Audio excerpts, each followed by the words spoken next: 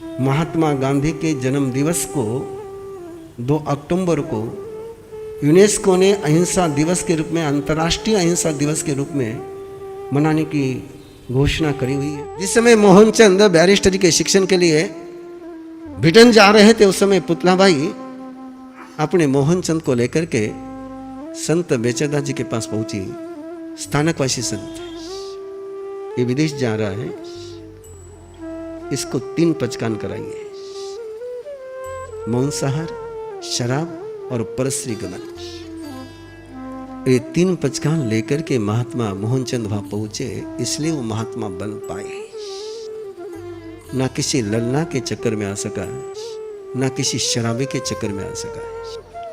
क्या संकल्प ले हम कि जिन मूल्यों के आधार पर स्वाधीनता का आंदोलन चला था, वो सत्याग्रह, वो अहिंसा, वो शाकाहार।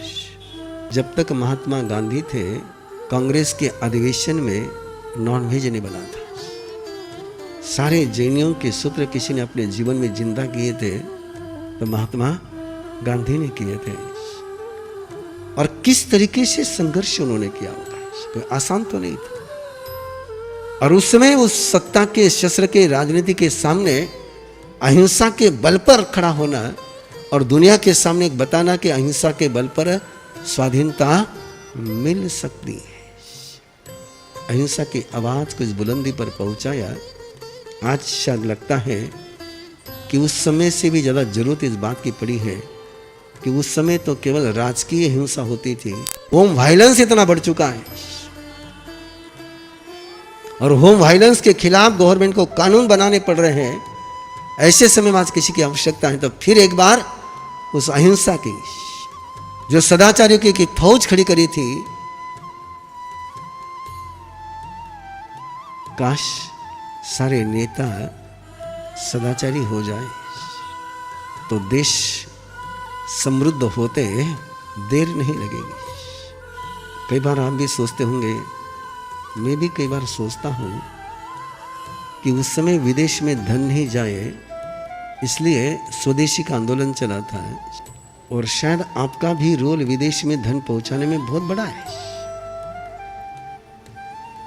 जब आप विदेशी वस्तुएं परचेस करते हो, उस समय आपको दिशा परिमाण व्रत याद नहीं आता है। और यदि दिशा परिमाण व्रत को आपने सही तरीके से सामने रखा तो स्वदेशी आंदोलन चलाने के लिए और किसी व्रत की आवश्यकता नहीं है।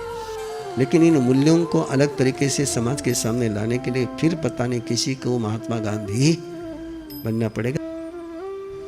हम लोग एक छोटा सा संकल्प लें कि जिन मूल्यों के बल पर स्वाधीनता मिली है, उन मूल्यों की सुरक्षा के लिए, उन मूल्यों के खिलाफ चलने वाले लोगों के साथ कभी समझौता नहीं करेंगे।